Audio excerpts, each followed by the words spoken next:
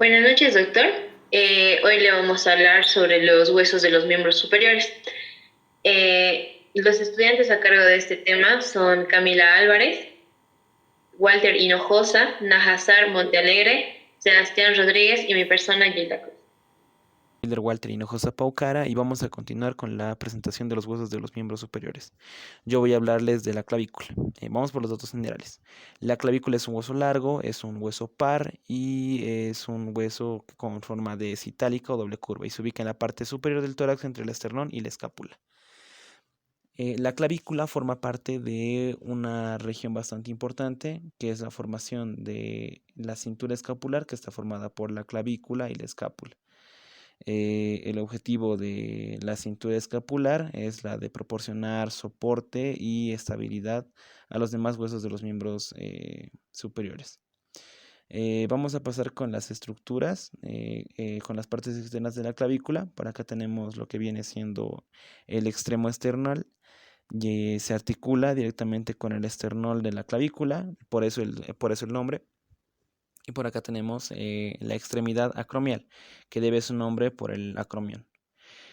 Pasamos a una vista inferior del hueso, donde lo más evidente son pues, los extremos que ya hemos nombrado. Y ahora vamos a ver nuevas formaciones, que acá tenemos la línea trapezoidea, que se llama así porque se relaciona directamente con la línea trapezoide. Por acá tenemos el tubérculo conoideo, que se llama así porque articula con el ligamento conoideo. Y estas dos líneas juntas van a formar lo que viene siendo el ligamento coracoclavicular. Coracoclavicular. Y por acá tendremos el surco subclavio, que debe su nombre al músculo que se inserta acá, que es un músculo que tiene exactamente el mismo nombre, el músculo subclavio. Y por acá tendremos la impresión del ligamento costoclavicular, que se llama así porque es el ligamento que da directamente con la primera costilla. Finalmente estaremos pasando a la parte de los músculos, donde por acá estaremos encontrando al músculo esternocleidomastoideo, que es el primer músculo con el que se relacionará esta parte de la clavícula. Un poco más abajo encontraremos el siguiente músculo, que en este caso es el músculo pectoral mayor, que es el siguiente con el que se relaciona la clavícula. Por acá arriba tendremos lo que viene siendo el músculo trapecio, que es el músculo que se encontrará en la parte de acá arriba de la clavícula, que estamos marcando por acá. Y finalmente por acá abajo tendremos el músculo deltoides, al menos esto desde una vista superior del hueso. Pasemos a una vista inferior, donde veremos las continuaciones. Por acá tendremos la continuación del músculo deltoides, que es el que ya habíamos mencionado, solo que visto desde la parte de abajo, así que es la continuación. Por acá, de igual modo, tendremos la continuación del músculo pectoral mayor, solo que pues lo estaremos viendo desde una vista inferior. Y finalmente, por la parte de acá abajo tendremos el músculo esternoioideo. Estas son las estructuras con las que encontraremos en la clavícula y los músculos con los que se van a estar relacionando. Gracias. Buenas noches, mi nombre es Camila Nuria Álvarez Carrasco. El tema a exponer es huesos del miembro superior. El hueso que yo voy a explicar va a ser la escápula. La escápula es un hueso plano, ancho y de forma triangular. Este se va a encontrar en la parte posterior de nuestro cuerpo, entre la segunda y séptima cervical. Al ser de forma triangular, este hueso va a tener tres bordes: un borde superior, un borde externo o axial y un borde interno o cervical, ya que se va a dirigir hacia la columna vertebral. Va a tener dos caras, una anterior, una posterior. Eh, Este hueso va a formar dos articulaciones.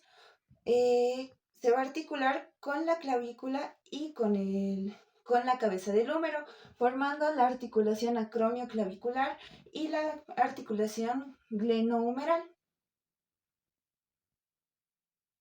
Listo. En la cara anterior vamos a encontrar que va a ser cóncava y va a tener unas rugosidades. Aquí vamos a encontrar una fosa que se va a denominar la fosa subescapular, donde se va a insertar el músculo subescapular. En el resto de esta cara se va a insertar también el serrato mayor. Y en el borde interno o cervical también se va a insertar el músculo romboides, que es un músculo del tórax. Ahora, en el borde exterior, hacia arriba, en la parte superior, vamos a encontrar una cavidad, que va a ser la cavidad glenoidal, donde se va a articular la cabeza del húmero, formando la articulación glenohumeral. También en esta cavidad, en la parte superior, se va a insertar la porción larga del bíceps y por debajo de esta se va a insertar la porción larga del tríceps. Detrás de esta vamos a encontrar dos salientes, una que va a ir hacia arriba, hacia abajo y hacia adelante, que va a ser la apófisis coracoidea. Y en la cara posterior vamos a encontrar la apófisis espinal o espinosa, que va a dividir la cara posterior de la clavícula en dos partes. Bien, ahora en la apófisis espinosa vamos a encontrar que se van a insertar dos músculos.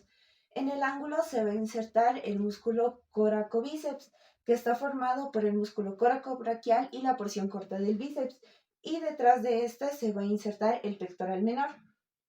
Eh, bueno, detrás de esta apófisis coracoidea vamos a encontrar una cavidad y vamos a encontrar el ángulo de la escápula. Aquí se va a insertar el músculo omoioideo y el músculo angular de la escápula. Bien, sí, bien. Y para terminar vamos a hablar de la cara posterior. En esta cara vamos a encontrar la apófisis espinosa, que va a dividir, como ya había dicho, a la escápula en dos partes, una supraespinosa y una infraespinosa. En la supraespinosa vamos a encontrar que se va a insertar el músculo supraespinoso y por debajo, en la cavidad infraespinosa, se va a insertar el músculo infraespinoso, como le dice su nombre. Ahora, en esta parte se va a dividir... esta cavidad se va a dividir en dos.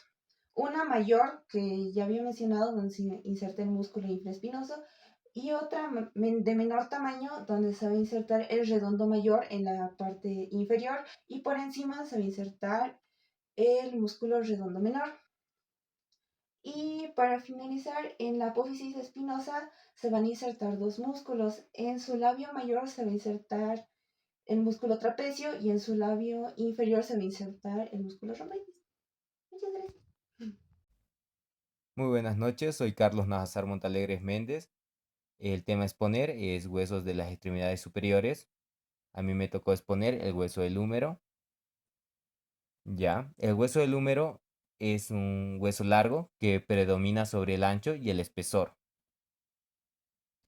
En el hueso del húmero vamos a tener dos apífisis, una superior y una inferior. Y también una diáfisis, que es el cuerpo del hueso. También tiene una forma piramidal, por lo que tiene tres caras.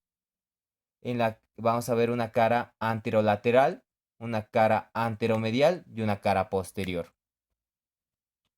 En la parte superior vamos a encontrar la cabeza del húmero y también vamos a encontrar el cuello anatómico.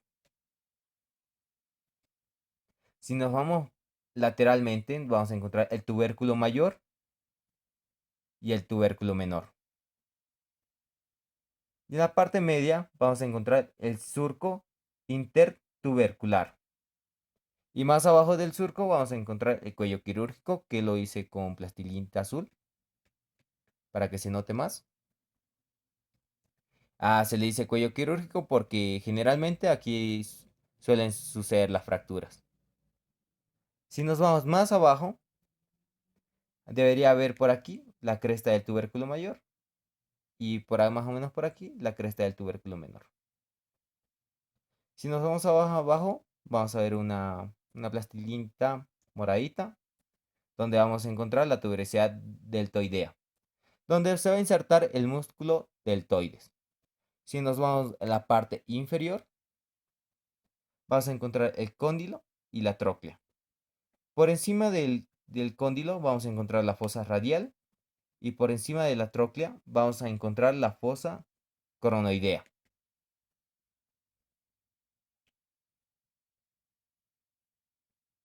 Por acá vamos a encontrar el epicóndilo lateral. Y por aquí, más o menos, vas a encontrar el surco del nervio cubital. Y más arribita vamos a encontrar el epicóndilo medial. Y más adelante, más arriba, vamos a encontrar la cresta condylea medial. En la cara posterior vamos a encontrar, obviamente, la cabeza del húmero, el tubérculo menor, el cuello anatómico y por aquí sería el cuello quirúrgico. La teoría deltoidea, que ya había mencionado antes, que se va a insertar el músculo deltoides. La parte inferior vamos a encontrar la tróclea. Vamos a encontrar por aquí el epicóndilo medial, el epicóndilo lateral. Y aquí vamos a encontrar la fosa helocraniana. Bueno, voy a hablarles ahora sobre el antebrazo. Es una parte muy fascinante de nuestro cuerpo hablar sobre el antebrazo, porque a menudo le damos o vemos que es una región que es parte del brazo y que no tiene ninguna función. Pero no, el antebrazo no tiene solo un hueso, sino son dos huesos. Y se dice que son el dúo dinámico. ¿Por qué? Porque trabajan de manera junta, de manera conjunta, y es una manera muy especial en la que trabajan. El antebrazo va a estar compuesto por dos huesos, que va a ser el radio y el cúbito. Al cúbito también lo podemos llamar como un. El radio es un hueso que está al lado del pulgar, que puede sentirlo si lo tocan, es una parte externa de su antebrazo. El radio es crucial para la rotación de la mano, lo que nos va a permitir girar la palma hacia arriba como hacia abajo. Ahora pasamos al cúbito. Este hueso se encuentra al lado del meñique. Es el hueso principal que va a formar la articulación del codo y es más estable que el radio. La forma en que estos dos huesos se articulan entre sí es lo que nos da esa increíble capacidad de la rotación del antebrazo. Es como si fueran dos bailarines que se mueven en una perfecta sincronía y queremos asimilar. Los músculos del antebrazo o las articulaciones también. Vamos a hablar primero de los músculos. Los músculos vamos a dividirlos en dos grupos que son muy principales para su función. Vamos a hablar de lo que son los músculos flexores y los músculos extensores. Los músculos flexores son los que ayudan a doblar la mano, los dedos, el antebrazo. Imaginen que podemos cerrar el puño o flexionar la muñeca. Estos son los flexores. Esos son los músculos de los trabajando en el antebrazo. Y son responsables de algunos movimientos, como ya les he mencionado. Flexionar las muñecas, cerrar los dedos, cerrar un puño o doblar el pulgar. Ahora vamos a pasar a hablar sobre los músculos extensores. Son los que estiran la mano. Son los músculos que cuando nosotros hacemos el movimiento de extender la muñeca, abrir los dedos, tirarlos y estirar el pulgar, vamos a ver los músculos extensores. Están ubicados en la parte posterior y trasera de lo que va a ser el antebrazo. Ahora, si queremos hablar un poquito más, la importancia de la sinergia es lo impresionante de la es como que todos estos huesos y músculos van a trabajar en perfecta sinergia y no actúan de una forma aislada. Cuando abrimos la mano y cerramos la mano, cuando giramos una perilla o sostenemos un vaso, una compleja red de músculos se contrae y va a relajar y va a ser tan coordinada que va a ser permitida por una estructura ósea. En conclusión, el antebrazo, tenemos que entender que la anatomía del antebrazo nos ayuda a apreciar la complejidad y la eficiencia de nuestro cuerpo. Es una región vital para casi todas nuestras actividades diarias, porque ahora principalmente para agarrar los celulares, podemos para, incluso ahora que estamos estudiando las laptops, los laptops. Por eso es tan importante, es muy importante, cuidar con los movimientos adecuados, hacer un movimiento, se puede decir, al alzar o no innecesarios, solo complejos y también adecuados para el movimiento. Y también el fortalecimiento cuando sea necesario. Tenemos que fortalecer esos músculos porque si no fortalecemos no vamos a poder, no vamos a tener la suficiente fuerza para poder alzar un lápiz, ahora los celulares, un cuaderno y muchos otros ejemplos. Gracias. Buenas noches, doctor. Mi nombre es Sebastián Rodríguez Verástegui y voy a continuar explicando con los huesos de la mano. Ok, son 27 huesos que vamos a encontrar aquí en la mano y estos se van a dividir en 3 regiones. El carpo con 8 huesos, el metacarpo con 5 huesos y las falanges con 14 huesos. Vamos a tener primero los 8 huesos del carpo, que van a ser denominados como huesos pequeños. Ok, desde una vista anatómica vamos a tener siempre al pulgar con una vista lateral y al meñique más apegado a la línea media del cuerpo. Así que les voy a enseñar cómo más o menos nos podemos recordar estos huesos del carpo. Ok, aquí tenemos cada nombre que recibe cada hueso del carpo, pues se parece a la figura más o menos que tiene el hueso. La primera línea, que sería la línea proximal de los huesos, estaría la primera S que podemos ver ahí, sería el escafoides. La segunda S, el semilunar. La primera P sería el piramidal. Y la segunda P sería el pisiforme. Pasamos a la línea distal, donde la primera T sería el trapecio, la segunda T sería el trapezoide, la G, el grande, de hecho se nota mucho este hueso grande, y la última G sería el ganchoso. Ok, volvemos y nos vamos a encontrar con los huesos del metacarpo. Ok, estos huesos del metacarpo van a ser considerados como huesos largos. ¿Por qué? Porque van a contar con una diáfisis y una epífisis, aparte de que la longitud predomina. Ok, y también nos vamos a encontrar con las falanges. Absolutamente todos los huesos van a contar con falanges y ahí podemos ver las falanges proximales de color verde. A excepción del pulgar, todos van a tener falanges medias, ahí las vamos a poder observar con el color celeste. Y ya sumando nuevamente al pulgar, los 5 dedos van a tener las falanges distales. Tenemos que recordarlos que cada uno de estos se va contando empezando desde el pulgar como el número 1. Y vamos a tener las siguientes articulaciones. La articulación radiocarpiana, que esta va a ser prácticamente en la muñeca, la cual va a conectar la parte más distal del radio con el carpo. Vamos a seguir con la articulación intercarpiana, que esta articulación va a ser la que va a articular a los 8 huesos del carpo. Ahí la podemos observar. Sigamos con la CMC o la articulación carpo-metacarpiana, entre el carpo y los metacarpos. Ahí podemos ver la imagen. Vamos a seguir. Entonces esta es más visible por la silla de montar, es muy móvil y que se encuentra en el pulgar. La siguiente articulación sería la metacarpofalángica, que esta nos va a ayudar a articular las falanges con los metacarpos. Ahí podemos ver unos pequeños puntos verdes. Esa sería la articulación metacarpofalángica o MCF.